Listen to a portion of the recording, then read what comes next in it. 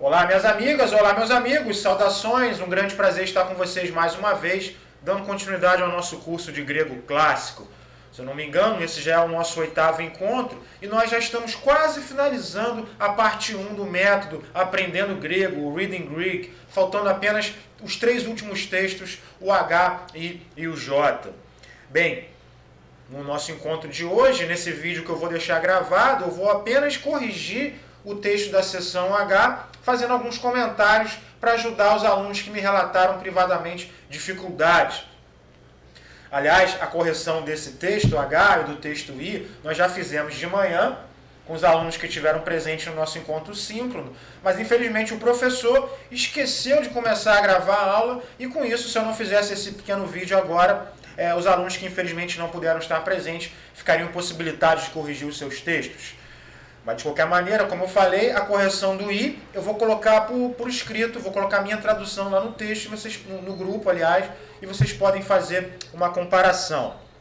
Bem, antes da gente começar a tradução, eu queria passar algumas recomendações para esses alunos, em especial os que me relataram dificuldades, identificando, ouvindo o que eles me disseram, percebi que parte da dificuldade que eles estão relatando está ligado à maneira, à metodologia que eles estão adotando no processo de tradução. Uma metodologia assim, que não vai contribuir em nada. Aliás, talvez não haja nenhum método da maneira como eles estão fazendo.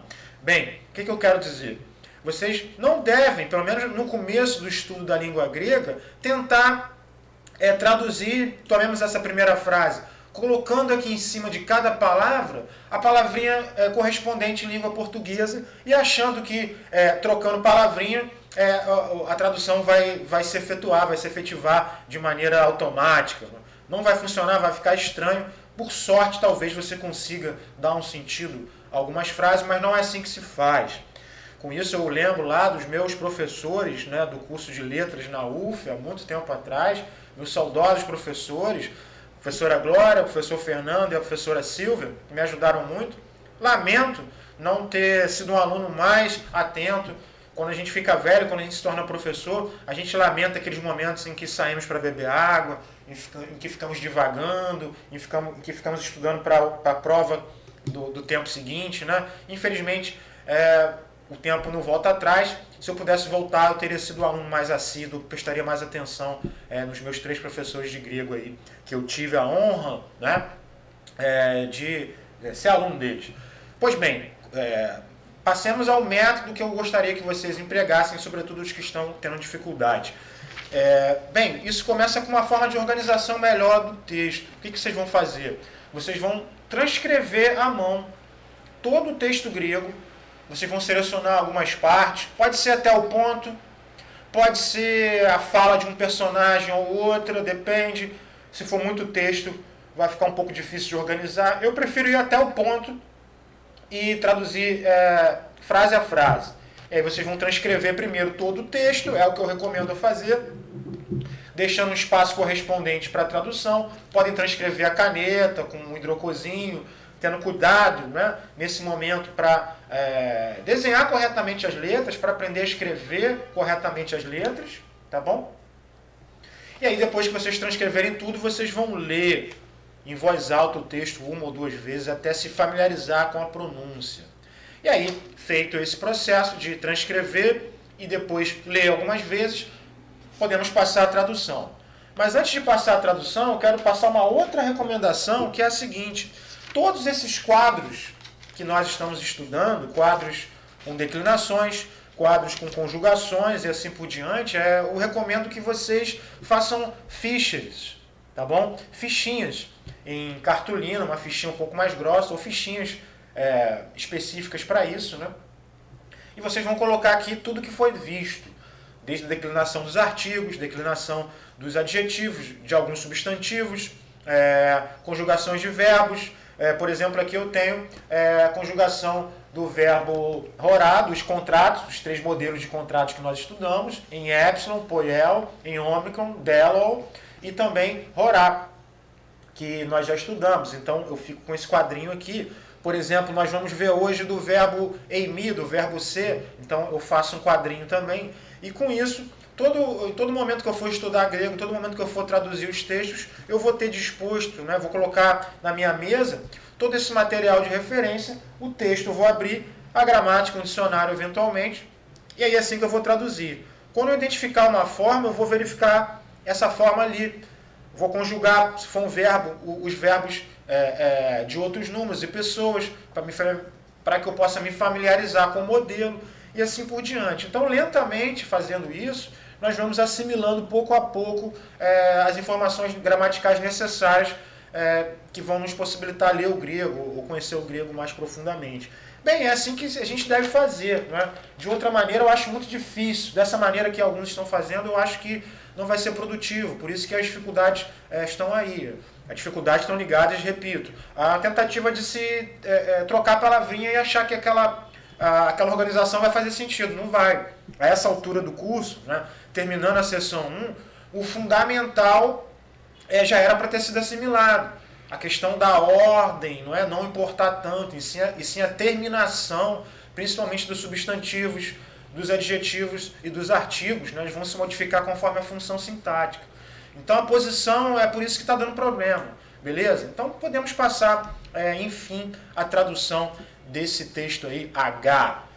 Bem, não sei se é necessário fazer essa contextualização, a gente tem aqui uma historinha em curso, e nessa historinha, dois facínoras, dois criminosos tentaram aplicar um golpe do seguro no navio, iam tentar afundar o navio, mas esse golpe foi desmascarado, eles tiveram um fim trágico, houve uma dúvida entre os tripulantes, os restantes, né, e os passageiros, se o navio ia afundar ou não. O problema aparentemente foi resolvido pelo capitão, e agora a situação é que eles estão se encaminhando para o porto, eles estão tentando encerrar, enfim, a viagem, já está escurecendo.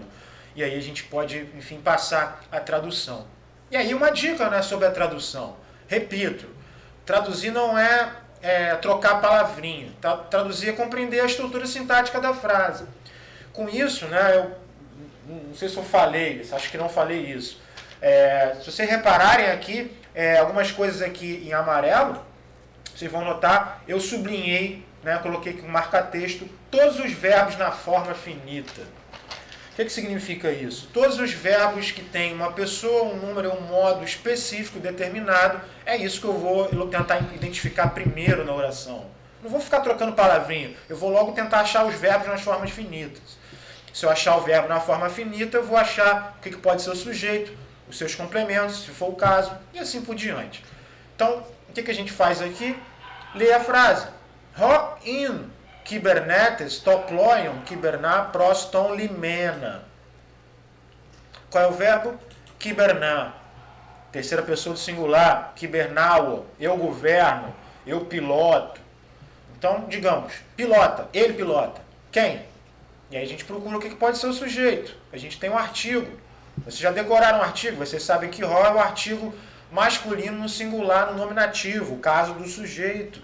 E aí, Ho, Kybernetes, depois nós vamos falar sobre essa declinação aqui, o método não nos orientou a falar sobre ela, vai ser daqui a pouco. Então a gente encontra o Ho, Kybernetes, o sujeito, Ho, Kybernetes, Kyberná. O capitão pilota. Reparem um detalhe interessante, que se trata aqui do mesmo radical, Kyberná e Kyberná.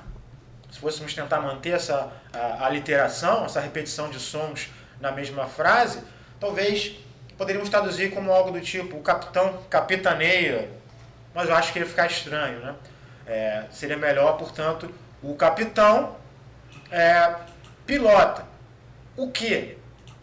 Toploion, e aqui a gente tem o neutro, o barco, o navio.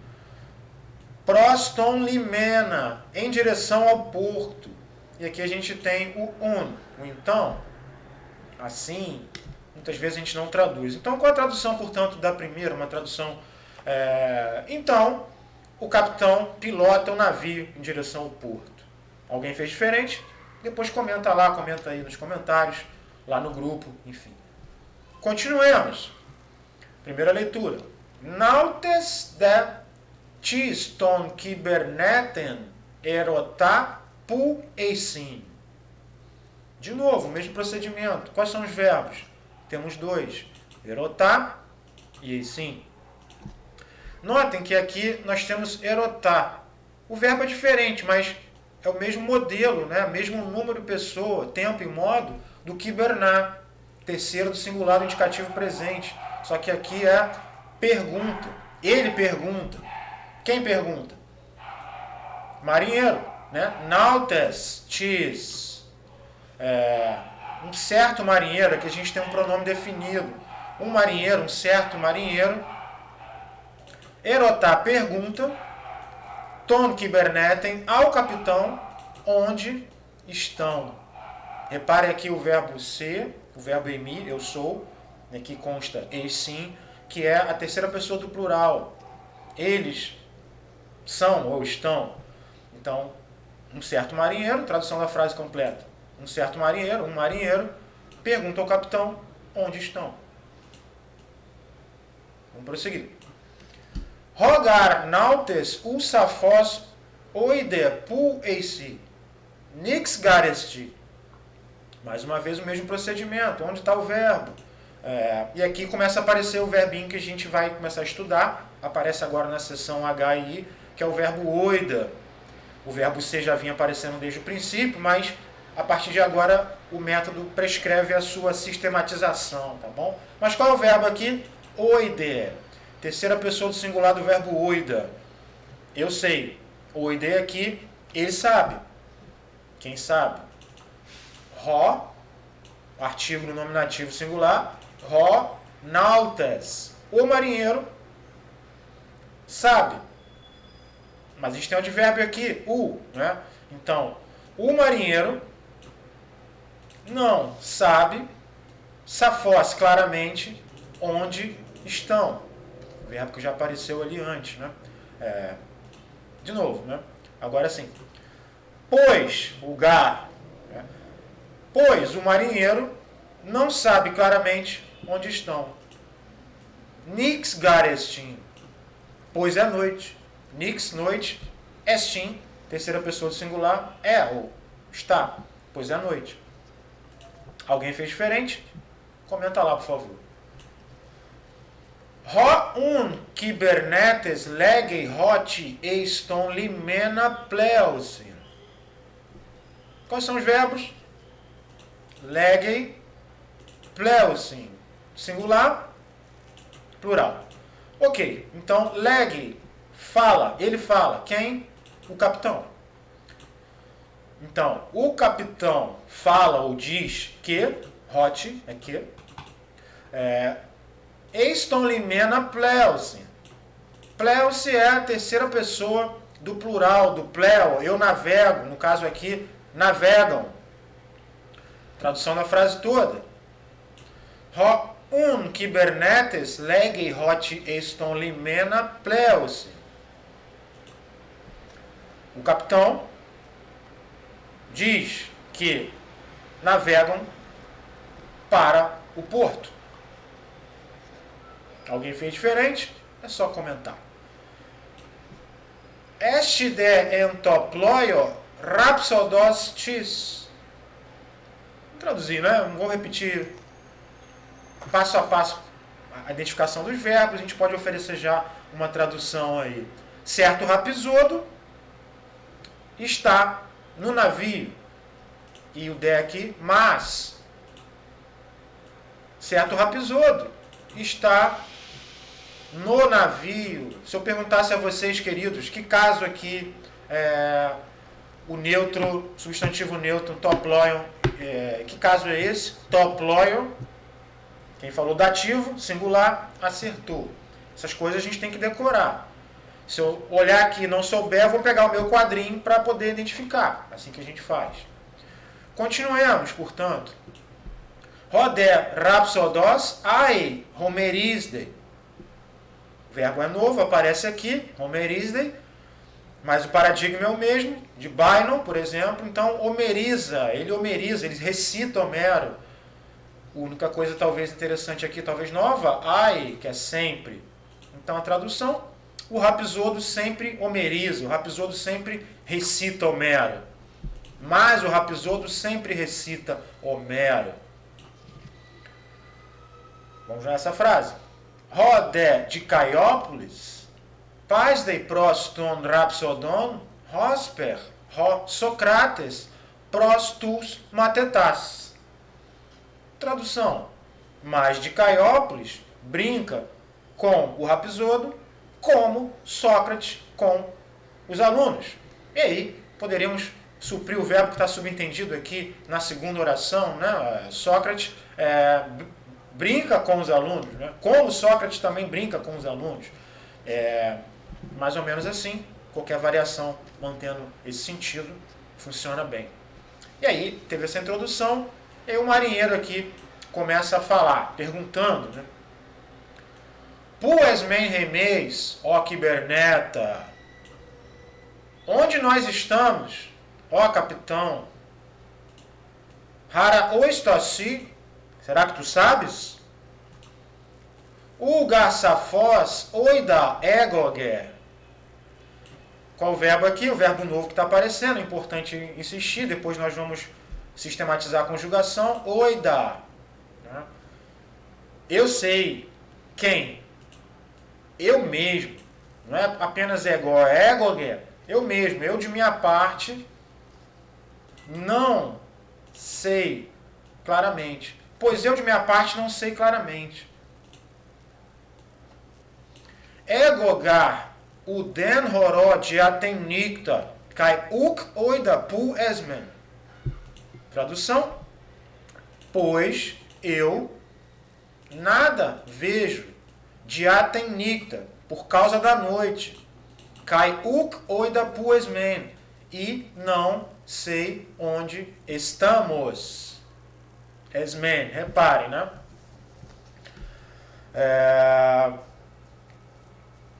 Ok. Qual a tradução poderia ser? Né? Perdão. Aqui que é interessante marcar que é a preposição de a seguida de acusativo. No vídeo anterior nós comentamos um pouquinho sobre como determinadas preposições se modificam, tem diversos sentidos conforme o caso do substantivo que vem logo depois, né? Pois bem, alguém deve ter feito diferente. Eu vou comentar alguma coisa que eu acabei esquecendo. Depois eu vou lembrar. Vai ser ali na frente. E aí o capitão responde: Oi da Safós, sei claramente. Pleumen gar proston limena, ó nauta. Pois navegamos para o porto, em direção ao porto, ó marinheiro. E aí o poeta, o Rapsodos, se intromete na conversa, recitando Homero. Pleumen depi oinopa ponton. Claro que eu estou tentando brincar. E ele recita aqui a frase de Homero. Né? Qual seria a tradução? Pleumen, navegamos sobre o mar cor de vinho escuro, cor de vinho tinto. Talvez navegamos sobre o mar violáceo. Violáceo tem a ver com violeta, não necessariamente a ver com vinho, enfim. Mas se trata aqui, e agora sim é o momento que eu comentar isso, se trata de um verso, um trechinho de um verso de Homero. Em Homero aparece pleon, depi, oinopaponton, né? O particípio, navegando, estamos navegando sobre o mar cor de vinho. Bem, nos áudios que acompanham esse curso, lá o Speaking Greek, os atores, quando recitam esse trecho, recitam com a métrica grega. Há diferenças bem interessantes, que não vale a pena a gente perder muito tempo explorando isso aqui, a gente não está interessado em fonética, mas a métrica grega é completamente diferente da nossa. É uma métrica baseada na quantidade das vogais, na combinação hábil da quantidade das vogais na linha do verso, enquanto a nossa métrica, né, a nossa forma de botar o ritmo nos versos, está ligado à posição específica das sílabas tônicas. Então era mais cantado, duração de cada sílaba, e não onde a gente coloca a tônica. Isso é um dado muito interessante. Eu recomendo que vocês escutem com cuidado como o ator lá do Speaking Greek recita esses pedacinhos de verso. Na verdade, esse não é um verso inteiro. O verso de Homero, o verso da Ilíada e da Odisseia, um verso chamado hexâmetro, ele tem 16 sílabas poéticas, e esse aqui é um pedacinho, isso aqui talvez seja uma fórmula. Outra coisa interessante em Homero, isso foi descoberto, aliás, isso já era de conhecimento desde os tempos mais remotos, todo mundo achava isso bem estranho, né? Uma característica bem estranha na poesia de Homero era a constante repetições de determinados trechos, pedacinhos de versos, repetições de versos inteiros, não sei em termos percentuais, mas sei lá, chutando aí, pelo menos mais de 20% da Ilíada e da Odisseia, talvez 30%, consistem em repetições de pedacinhos de verso e repetições de versos inteiros. Bem, durante muitos anos os especialistas tentaram compreender, mas a resposta definitiva talvez tenha sido dada já no século XX pela obra do norte-americano Milman Parry. O Parry ele estudou a poesia homérica em relação à poesia oral, composta oralmente, recitada oralmente lá na região das Balcãs, né? E eles praticavam um verso, eles utilizavam de um verso bem parecido com esse verso homérico, e a partir desse estudo comparativo entre o verso homérico e o verso da poesia oral da Iugoslávia, o Parry chegou à conclusão de que a explicação para essas repetições de pedaços de versos e de versos inteiros em Homero se explica pelo contexto de oralidade na qual esses poemas eram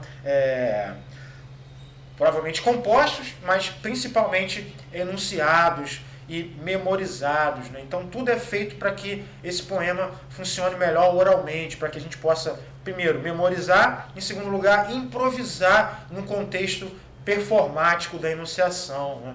O poeta ele improvisa e a arte da poesia oral consiste no fato de que cada poeta tem um grande repertório de pequenas frases feitas, de final de versos, que ele consegue encaixar enquanto está fazendo a performance da poesia ali, naquela hora, ao vivo, ele consegue encaixar alguns pedacinhos pré-programados, digamos assim, desses versos, ele coloca ali, e enquanto pensa no que ele vai fazer, na inovação que ele vai oferecer, na adaptação, na variação que ele vai oferecer logo em seguida. Então, é bem interessante isso. Talvez a melhor comparação que a gente possa fazer nesse momento é com os cantores de feira, por exemplo, do Nordeste, os repentistas, não é? A arte da poesia oral, aqueles desafios entre os cantadores, não é?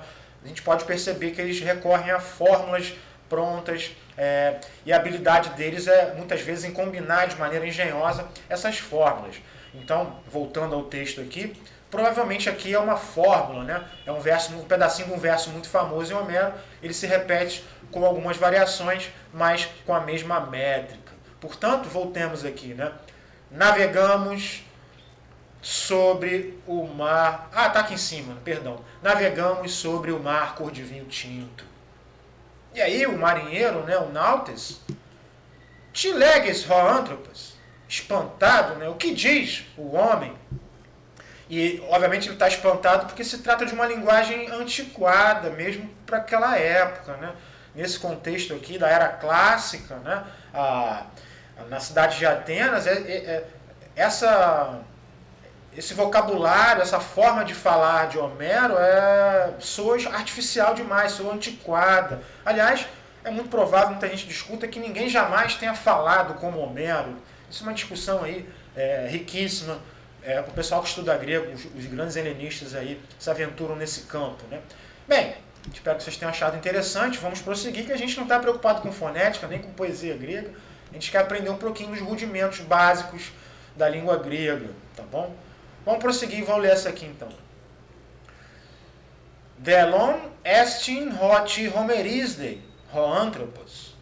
Então temos aí dois verbos, estin e homerisdei.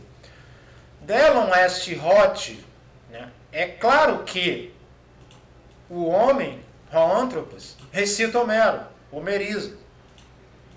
Rhapsodos unestin. Afinal, é Rapsodo. Então, ele é Rapsodo, ou simplesmente é Rapsodo. E aí o Rapsodo responde, Oleteleges rotan. Maneira mais rebuscada, afetada, né? Com um modo meio garboso de falar, talvez. Pelo menos é assim que o autor interpreta a fala do Rapsodo aqui, de maneira como um poeta falaria, né? Como o estereótipo de um poeta falaria nessa circunstância? É mais ou menos desse jeito. E aí ele recita, né? Perdão. Falas a verdade, ó camarada, ó amigo. E aí recita mais um verso lá de Homero. Pleomen denei melaine. Ficou horrível essa maneira de cantar. Né? Vamos parar de brincar de poesia grega. Pleomen denei melaine. De novo, navegamos em nau, em barco negro. Navegamos em negra nau. Gostei dessa. Mantive a literação aí pro verso, ok? Alguém fez diferente? Qual foi? É interessante tentar ser criativo aqui, tentar reproduzir isso com um verso português, em língua portuguesa, né? Com a musicalidade típica da poesia em língua portuguesa. Ok. Te leges, ó rapsodé. Que dizes, ó rapsodo? Ti to enei melaine. Que é isso? Em negra nau. Que é isso? Em negro barco. Ulgar melaina remetera naus. Pois não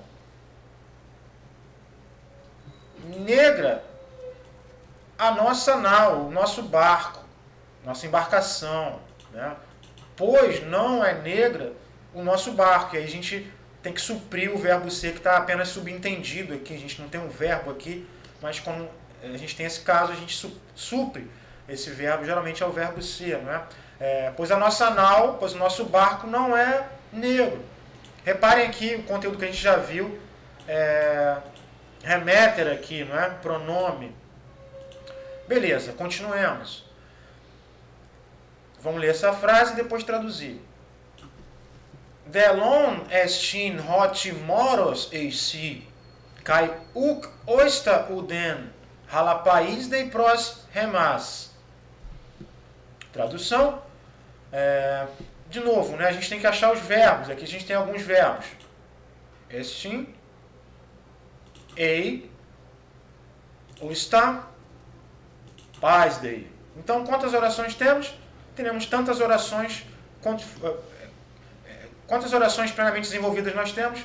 O mesmo número de verbos conjugados nas formas finitas. Mas notem que a gente não está indo muito pela nomenclatura sintática, a gente quer traduzir, a gente quer entender, antes de tudo, identificar os casos, a função dos casos, já ir aprendendo as declinações e as conjugações. A gente não está ainda fazendo análise sintática num nível assim mais profundo, tá bom? Isso poderia assustar mais do que as pessoas já se assustaram. Ok, vamos traduzir. E aqui a gente já viu mais ou menos ali em cima essa construção. Delon est hot, é claro que moros eisi, és quem? Tu, tolo. Então, é claro que és tolo. Kai uk osta uden, e não sabes nada. Rala país dei pros remas, mas brinca conosco. Alguém fez diferente? Depois me fala. Se opá, cala-te. E ele volta com aquele... Ele enche o saco. A gente vai ver nas sessões seguintes. Vai ser bem engraçado. Né? Quase vai ser tirado... Não posso dar o spoiler aqui. Em neithoe pleomen. Coile eni nei... como é que fica aqui? Cala-te. Em nau veloz, toé, navegamos. Coile eni nei. Em côncava nau, em nau côncavo, em barco côncavo, curvo, aqueles barcos de guerra. Obviamente diferente do barco mercante, né, do cargueiro que eles estão, no qual estão navegando. Então, completamente deslocado do contexto, da realidade. E aí o de Caiópolis se irrita.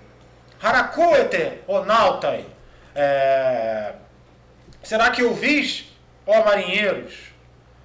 Dero eltete kaiakuete vinde aqui e ouvis. Delon estin hoti moros horremeteros rapsodos. Né? A mesma construção.